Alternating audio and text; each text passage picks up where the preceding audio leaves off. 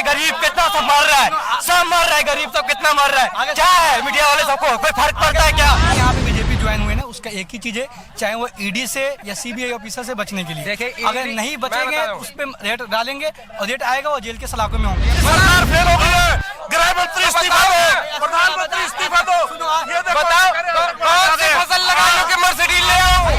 जनता के विश्वास नहीं, जनता के विश्वास कुछ नहीं है, सारी जनता को पता। अगर ये जनता अगर सही होता ना तो आज वो प्रोटेस्ट नहीं कर रहे।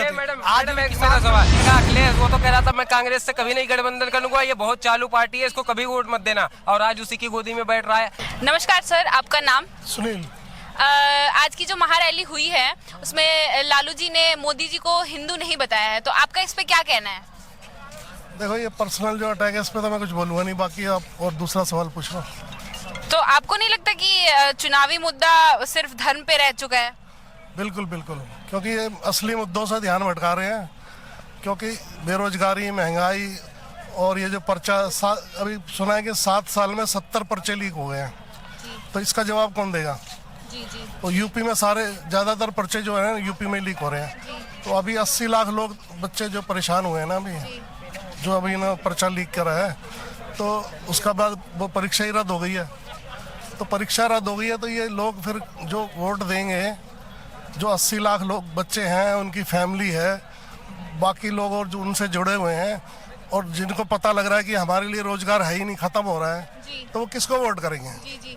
तो इसलिए क्योंकि आजकल सरकार से सवाल कोई पूछ नहीं रहा, सिर्फ पोस्टरों में बल्ले बल्ले दिखा रहे हैं। बीजेपी हिंदू धर्म के मुद्दे पे जो आगे बढ़ रही है, जो भी राम मंदिर का मुद्दा है आगे जा रही है, तो इंडिया अलायंस को इंडिया नाम लेने की जरूरत क्या पड़ी? उन्हें भी कहीं जनता को मोहने का कोई इरादा है या फिर ऐसा कुछ आपको लगता है?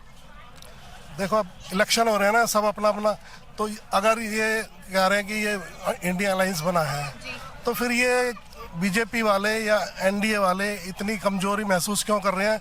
इनको नीतीश कुमार की जरूरत है, इनको अजीत पवार की जरूरत है, और ये जो अशोक चौहान है इसकी जरूरत है मांझी की जरूरत है, तो ये बैसाखियां लेके क्यों चल रहे हैं? इसका मतलब कमजोर है ना बीजेपी, एनडीए कमजोर है, नहीं तो इनको सारे की जरूरत। आपको लगता है जो भी बीजेपी है वो डर रही है? बिल्कुल डर रही है। तो ये सारा क्यों ढूंढ रहे हैं भैया? इन लोगों का सारा, जिनके ऊपर कोई विश्वास ही नहीं है, जिन लोगों के ऊपर विश्वास ही नहीं है, उनका सहारा कैसे ढूंढ रही है? तो ये जवाब कौन देगा? तो इसका मतलब कमजोर लग रहा है। इनके पास सबसे पहले मैं बताऊं, इनके पास कोई एजेंडा नहीं है, कोई मुद्दा नहीं है। भारतीय जनता पार्टी इस बार अपनी ईमानदारी से किए गए काम को लेकर और राष्ट्रवाद को लेकर नीतीश का साथ क्यों? मैम देखिए, वो तो वही गोला से आए थे जिस गोला में, अब फिर उन्हें एक बारी तो विश्वासघात हो चुका है ना, फिर क्यों? हो चुका है, लेकिन भारतीय जनता पार्टी ऐसी पार्टी है जो सभी का स्वागत करती है। जो गए थे तो अपने मन से गए थे, फिर अपने मन से वापस आ गए, तो इसमें कहाँ भेदभाव? लालू का भी स्वागत होगा। 26 पार्टी जो चिरकुट है, 26 पार्टी इनकी इंडी अलायंस हुई है। एक कहेगी ये कर्णवाचल वो ममता बानो, और एक कहेगा अखिलेश वो तो कह रहा था मैं कांग्रेस से कभी नहीं गठबंधन करूंगा, ये बहुत चालू पार्टी है, इसको कभी वोट मत देना, और आज उसी की गोदी में बैठ रहा है। अच्छा, अभी भैया बोले हैं ना कि नीतीश कुमार हो, जो हम लोग वो अभी जो कांग्रेस से होकर यहाँ पे आए ना बीजेपी की तरफ, इस एक चीज़ मैं बता रहा हूँ कि जितने पॉलिटिशियन हैं जो भी यहाँ पे बीजेपी ज्वाइन हुए ना, उसका एक ही चीज़ है, चाहे वो ईडी से या सीबीआई ऑफिसर से बचने के लिए। देखिए अगर नहीं बचेंगे उस पे रेट डालेंगे और रेट आएगा वो जेल के सलाखों में होंगे। जनता के साथ ये विश्वासघात है ना? मैडम, जनता के विश्वास नहीं, जनता के विश्वास कुछ नहीं है, सारी जनता को पता। अगर ये जनता अगर सही होता ना तो आज वो प्रोटेस्ट नहीं कर रहे। आज मेरा सवाल ये भाई साहब यहाँ पे खड़े हैं, इनके पास ईडी सीबीआई अभी तक क्यों नहीं आई? जो भ्रष्टाचारी घोटालेबाज हैं, अभी आपने देखा होगा अरविंद केजरीवाल दिल्ली में शराब घोटाला किया था, उसके पास 8 सम्मन गए हैं। दिल्ली वालों के साथ इतना बड़ा धोखा किया है, उसका एक ही सिद्धांत है, उसका मैं बताता हूँ उसका क्या सिद्धांत है। दिल्ली में कह रहा है पानी बिजली माफ, दिल्ली दारू पी के साथ लगे रहो केजरीवाल, उसका एक ही नारा है। वो तो देश के युवाओं को हमारे देखो ऐसा है, अभी ये कह रहे थे ना, तो प्रधानमंत्री जी ने अपने मुंह से खुद बोला था कि अजीत पवार 70,000 करोड़ का घोटाला है, तो वो उन्होंने झूठ बोला था क्या? और फिर उसको अपनी पार्टी में मिला के वाइस वो बना दिया, उन्होंने डिप्टी सीएम बना दिया। तो ऐसा क्यों? तो इतना घबराए हुए हैं क्या? हर भ्रष्टाचारी को ले रहे हैं। बीजेपी वॉशिंग मशीन नहीं, वॉशिंग मशीन तो है ही नहीं मैम। ये बताऊं, इनके पास तो कोई एजेंडा नहीं है, तो धर्म पास क्या? मैं मुस्लिम कम्युनिटी से बिलोंग करता हूँ, 70 साल ऐसे हो गए थे, मैं ग्रामीण क्षेत्रों की बात कर रहा हूँ जहाँ पर बिजली नहीं पहुंची थी, इन्होंने उस पर डेमोक्रेसी में अपोजिशन होगा ही नहीं तो देश कैसे चलेगा? देखिए मैम 70 साल तक इनकी कांग्रेस की सरकार थी ना, ऐसी बीजेपी ने वो काम किया अपोजिशन वाला, तो कांग्रेस भी करेगी ना? नहीं, वो कहाँ करेगी? वो तो क्यों? हमारी पोजीशन में नहीं हमारी पार्टी में एक भी बता दो घोटाले हुए वो 10 साल में। मैं आपसे अच्छा, पत्रकार मैं बता रहा हूं, मैं आपसे क्वेश्चन कर रहा हूँ, 10 साल में एक भी बता दो भारतीय जनता पार्टी ने। हाँ मैं बता रही हूँ ना, मैं बता रही हूँ इलेक्टोरल बॉन्ड का आया, सिर्फ बीजेपी पे वो पर्चा फटा, वो क्या है? आज जितने भी नेता है वो हमारे देश के घोटाला करके करोड़ों रुपीस लेके विदेश भागते हैं। क्या वो एक कांग्रेस से, वो भी एक बीजेपी है ना? आज जितने भी बीजेपी हो, आज वो जो भी जितने भी नेता है ना बीजेपी से ज्वाइन होते हैं, तो एक ही चीज की वजह से कि उनको ईडी ऑफिसर से सीबीआई ऑफिसर से रेट न पड़े, ताकि वो जेल के सलाखों में नहीं जाए। मैं बता रहा हूँ, अभी केजरीवाल ने क्या बोले थे कि ईडी ऑफिसर मुझे दे दो, मैं बीजेपी के आधे से आधे नेता को जो है जेल के सलाखों में डाल दूंगा। तो वो तो नहीं देते हैं, ईडी तो नहीं देते हैं, क्योंकि हमारी गवर्नमेंट है ना, आज जो बीजेपी सरकार है ना वो जानते हैं, इसलिए तो भाई कितना सेंट्रल गवर्नमेंट में ईडी आती है, स्टेट गवर्नमेंट में नहीं आती, पहले पढ़ के आओ। भाई सुनो, बता रहा हूँ, दिल्ली है ना सेंट्रल गवर्नमेंट, लेकिन भाई देखो आरोप क्यों लग रहा है मैम? सेंट्रल गवर्नमेंट के अंतर्गत आता है, सेंटर में जो रहेगा उसके अकॉर्डिंग नहीं आता है। जैसे दिल्ली की पुलिस में, दिल्ली पुलिस इस समय किसके हाथ में है? सेंट्रल गवर्नमेंट के हाथ में।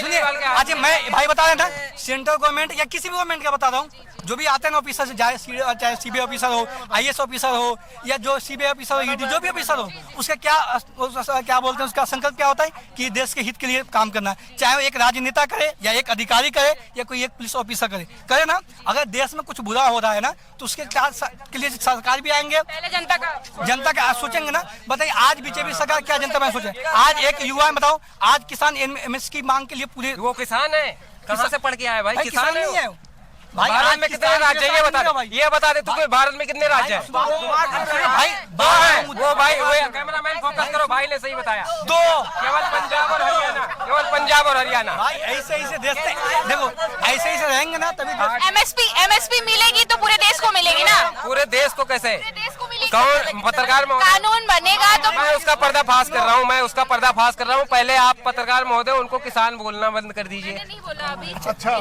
सन 1965 में, एक मिनट, सन 1965 में लाल बहादुर शास्त्री जी ने दिल्ली के रामलीला मैदान से ये कह रहे हैं किसान नहीं है, तो सरकार क्यों बात कर रही है? सरकार इतनी कमजोर है, बात कर रही है, तीन मिनिस्टर बात कर रहे हैं। एक किसान के लिए, जैसे किसान एक आतंकवाद है ना, उसके लिए कीले लगा रहे हैं, उसको रोकने के लिए जितने भी समूह बॉर्डर से लेकर जितनी भी बॉर्डर है ना, किसान को रोकने के लिए सन 1965 में लाल बहादुर शास्त्री जी ने दिल्ली के रामलीला मैदान से एक नारा दिया था, जय जवान जय किसान। कौन ऐसा किसान होगा जो जवानों के ऊपर हमला करेगा? कौन ऐसा किसान होगा जो देश का चौथा स्तंभ उस पे हमला करेगा? कौन ऐसा किसान होगा जो भिंडरावाली की टी शर्ट पहन के आंदोलनकारी में बैठेगा? ये बताओ, कौन सी ऐसी फसल लगा दो की सरकार फसल लगा दो की मर्सिडीज पंजाब में लेके आ जाओ, खालिस्तानी आ जाते हैं। ये सरकार फेल हो गई है, गृह मंत्री इस्तीफा दो, प्रधानमंत्री इस्तीफा दो। ये बताओ कौन सी फसल लगा लो कि मर्सिडीज ले आओ?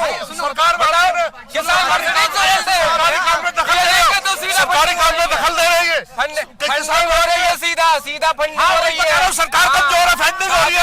अरे